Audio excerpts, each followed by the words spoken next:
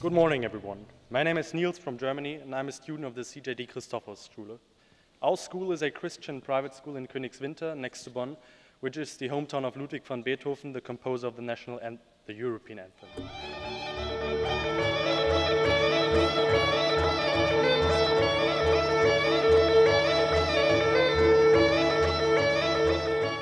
My name is Karina, I am 16 and I arrived here from Krakow, the most beautiful city in Poland. I am blind and I represent the Institute for the Blind and Partially Sighted Students. The main objective of the Institute is to provide us, the students, with equal chances regarding their individual needs. Τα ειδόνια σε χτυπιάσανε στην τρία που στράγγιξες χαμένα μια γενιά. Καλύτερα να σε λέγαν Μαρία και να σου ράφτρα μες στην κοκκινιά κι όχι να ζεις μ' αυτή την κομπανία και να μην ξέρεις τ' άστρο του φωνιά. Sorry, but we don't have any songs. Ceuta is a city located in the south of Spain, and more specifically in the north of Africa, out of the mainland, on the Straits of Gibraltar without physical contact with the European continent and bordering Morocco. European Union to our group means being united despite our differences and cultural differences as well language differences. So let's live up the European Union motto today, together.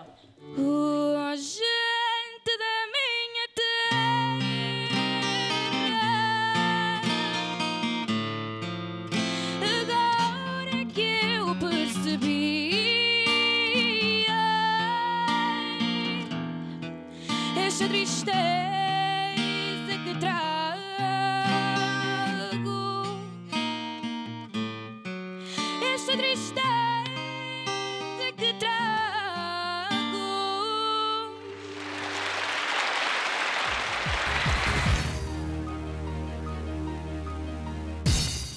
Hola, buenas a todos. Good morning. I'm from Ceuta. I'm from Spain. I should like to ask a question, and I hope that you can answer it. In Ceuta, we have a big problem. That is the border, where there is a lot of immigration. So a lot of immigration around the border. The European Union has assisted us by offering up some tools to try to handle this issue. Now, what I would like to know is whether or not the European Union will be able to increase the help to us in that area, because it is a very big problem indeed. Thank you very much. In the UK and Ireland, and as I'm sure many other European countries, university fees are increasing rapidly, and many students can no longer afford to get higher education, particularly families with lower incomes. And many other students leave university with crippling debt. I would like to know what the European Union is doing to combat this. I heard that England is thinking of leaving the European Union and is going to hold a referendum in 2017. So my question is, will it influence somehow the possibilities of the EU students to apply for scholarships at the UK universities? Thank you. What's going to happen with European Union, and will it be harder to survive if some other countries will decide to leave the European Union too? What do you think there must be made to stimulate the creation of workplaces, to evolve the competences of the employees, and to correlate the qualifications with what is needed on the work market? Because the young people of Europe are the future of Europe. I have a small question about the Ebola virus. There have been several cases in which people of Europe have been infected with this virus, and we know that millions of people die in Africa from it. So I want to ask, what does the EU do to prevent the virus from spreading in the European continent? Thank you. I was just wondering, what is the future of Europe? I know countries like Turkey and some in the West Balkans are applying for admission into the EU. How will this take effect, and what role will the EU play in international affairs in the future? Thank you. We all know that Greece, and as well as other countries of South Europe, face a lot of economical problems, and I would like to know why there's a big difference between the European targets and the reality, and how Europe can help us to recover and move forward so as to get back on track. Thank you. My question is, what actions are the EU doing to fight terrorism affecting other EU states? Why EU does not help Greece to get back the Elgin marbles? Considering the issue of GMOs, since genetic engineering can help us create drought-resistant, pesticide-free crops, could the European Union use them to aid the third world countries whose agriculture using traditional methods is failing? My question is, how does the EU think they can combat Islamic State, not only outside the EU but inside? Obviously the attacks in Paris and the attack in London a year ago are proof that the main threat is inside the EU. When are we going to match brutality with brutality? Surely it would be fair enough to treat these Islamic extremists and savages with the same savagery that they treat us with. Malta is in the Schengen Agreement. I would like to know if Europe is rediscussing the Schengen Agreement, because it also makes it easy for criminality and terrorism. Thanks very much. The first one being transportation and the second being education. The first one, talking about transportation, we discussed the points of electric powered cars and hydrogen cars, and we understand that these vehicles are very expensive up front, and I believe that that is what scares most people into purchasing them. So we decided that there could be the idea of the government could promote these by putting on a deal or a bargain perhaps of paying for so much electricity to power the car for so many months or a different period of time. The second point being education. We thought this was the main point and the main focus, and we placed this main focus towards children in primary schools or even secondary schools, but mainly younger children, because that's when it's best to teach. So we thought that in primary schools there could be classes, seminars, workshops, or even activities that have to involve practical learning or physical learning. So in other words, they're getting up off their feet and using their hands and kinesthetically learning. I believe that this is a far better way to teach them, because they're more involved and they feel that it's a lot more enjoyable rather than just sitting, reading, or even listening or writing, which personally is not my favorite either. And use this technique to teach them about recycling or reusing, and from a young age, if this keeps on being taught, it will become a habit towards their lives and they will continue to keep recycling. And I think that habits are sustainable, and this will create a sustainable and more energy efficient European Union. Thank you. One thing that everyone should know is that the European Union not only makes a difference within Europe, it also does outside its border. It is, with its member states, the world's most generous donor for financial aid and development, and it helps improving the lives of millions of people. This development, of course, shouldn't consist of only direct money. It should also consist of trained staff, equipment, food resources, and also one thing that we all discussed and agreed was that we should send our unemployed people to those countries so they can work and help them, and also take people from their country that are to train them so they can work in our countries. The reason why we think we should be responsible for helping those tertiary countries is that everything that happens there will affect us somehow. So if we don't help them now, it will eventually come and affect us also. In conclusion, we think we should help them because the fate of the world stands in our hands, and if we don't help each other, then the future won't have a good outcome.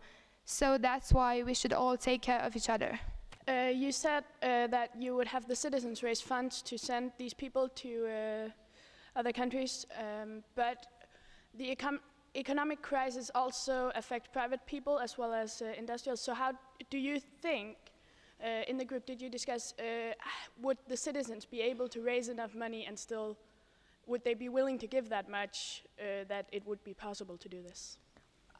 What I think is that even though we are in an economic crisis, we should try and help as much as we can. Even if it's little by little, it does make a difference there. So how we could make them want to donate is by telling them that the situation there could affect us here. Even though they are far away, it could also affect us right here. And we have to think about the fact that in the future the situation could be reversed, so maybe one day we will need that much help from them, and we have to help each other because we never know what happens next. That's what I think we should help, just little by little. How much we can, it makes a difference. And we found some ideas. First of all, we all think that the education system is really underestimated in the European Parliament, and not a lot of MEPs, they talk about that, and that's the concern of the youth, because we need knowledge to be powerful, to be influential to our politics and to our countries. We can make a debate club, for example. When we make a debate, what do? We prepare for the debate, of course. We know more about the politics. We know about the actions, what are happening in the lives of our countries and in other countries, of course. The other thing is that we want to employ a subject. It's not necessarily going to be obligatory, but I think it is important for all of us to be aware of what is happening, the information that is going around here, that is going around a lot of countries, that a lot of conflicts, a lot of wars, a lot of economical issues. We have to know about that. We have to know the system of the world. That's why we want to be closer to the politicians. And we think that we have to be heard. We have to be heard. We have to employ our ideas. We want the future that it changes. The changes which are made are here. We see the result. We see it. And that's why we think that youth has to be here, has to be active. Hello. I remember your point where you said that there should be a separate subject that studied politics. But what is the point in creating that subject if there are schools who study politics? What's the point in it? Could you please explain it to me? Thank you. We talked about the employing a subject that is going to tell about the European Parliament work. This was the subject, not about the politics. Yes, I do agree with you that there are institutions who teach that. I have to mention that in Estonia, for example, and in other countries, we discussed with our group that there is not a way, a really concrete way where you can study. Oh yeah, this science, but maybe I don't have another choice. I don't have another choice. I have to go to science or humanities. And we think that we have to be more concrete, but if we can't be concrete, we have to create a subject that will make just a little influence on us. That we have made is a creation of new programs in school to grow the awareness of tolerance. Tolerance for us is one of the main the main problems right now is that we are not aware of what it is. If we talk about tolerance, we will talk about freedom of speech. It's a really tricky issue, and we have been discussing it, all the group, and it wasn't clear the limitation, the regulation that would be good to do. But what we had decided is that tolerance must be improved, creating that sort of programs. Other of the things that we have talking about has been creating new websites to know more the things, the real things that are happening in our society. Those websites will have to be as impartial as they can. For example, one of the main problems or conflicts that we have right now is the conflict between Palestine and Israel. If we had a website in which the information that comes from Palestine appears, and it appears too, the information that comes from Israel, we will be able to make our own decisions, and we won't be so influenced as we are when we read only one source of information. But the thing is that you need to look for information, not only wait for it to come to you. So it's one of the things that civic culture talks about, and we must know that. Hello everyone. I wonder to know, because I guess that you haven't made that so clear, what kind of precise measures could you implement in order to guarantee that those kind of websites would really transmit the real information?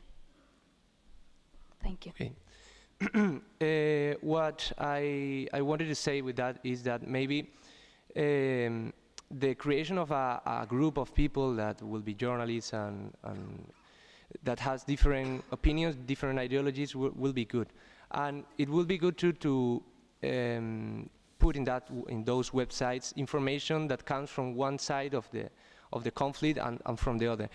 It's really difficult to know if that information is true or not.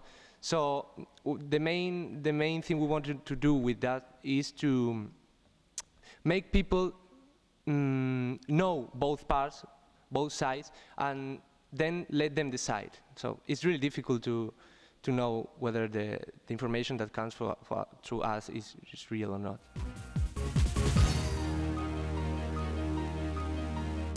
The first topic we discussed and agreed on was reviewing and renewing the distribution of arriving immigrants, especially in the southern European countries.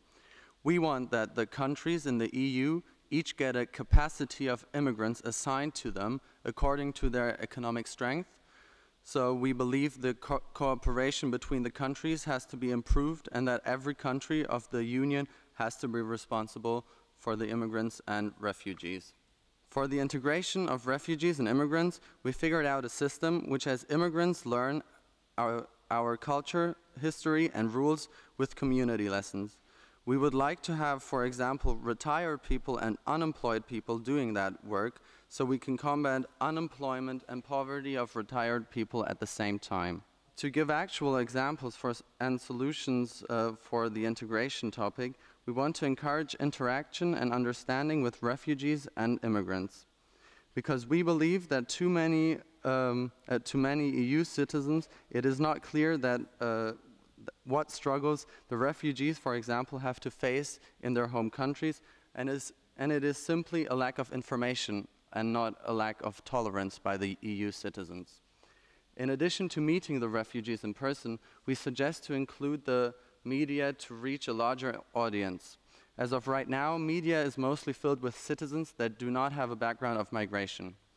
We believe that putting a positive connotation to the subject of integration, especially targeting the youth, is a key to improve the lives of immigrants and refugees so that they don't feel like immigrants or refugees anymore. We want them to feel like a part of our union, our community. Thank you. I really appreciate your point about considering the economic strength when setting the capacity of the immigrants per country. That is a very good point. How would you take into consideration the population density of the country? Take into consideration a small island like Malta, a very small country, I would say, not bad economically, I would say quite good, but would you take into consideration the population density of the country? Thank you.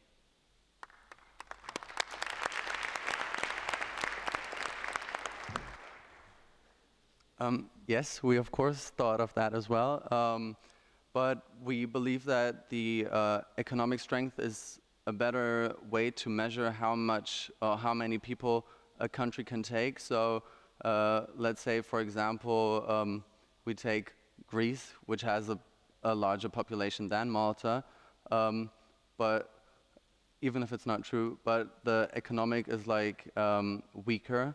We believe that a country like Malta with a strong economy still has to adopt more immigrants and refugees because they are financially more able to adopt these immigrants, like I said, and don't have to face as many problems as a weaker economy and a weaker country.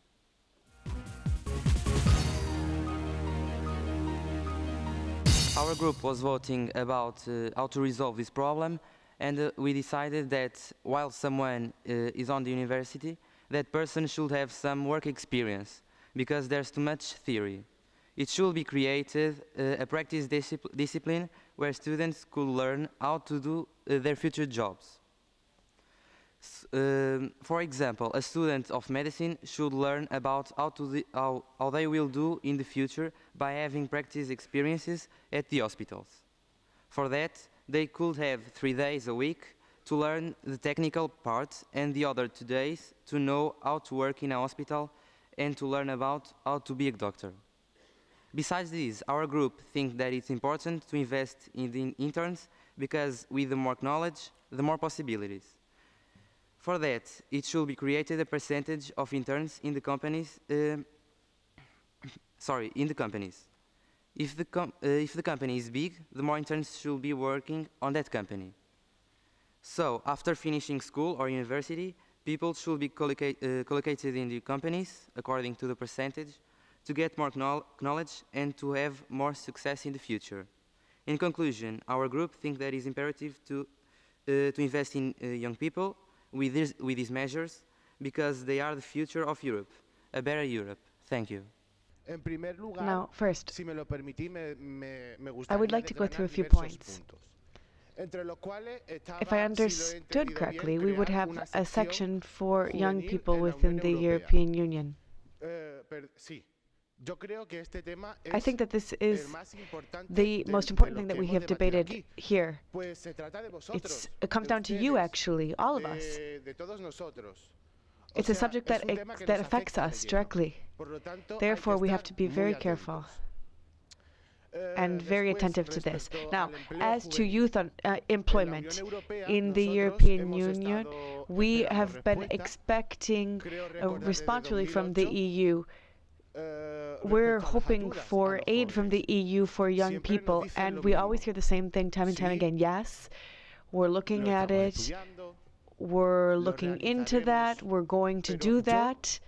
I don't know you, but I haven't actually seen any assistance or aid from the EU.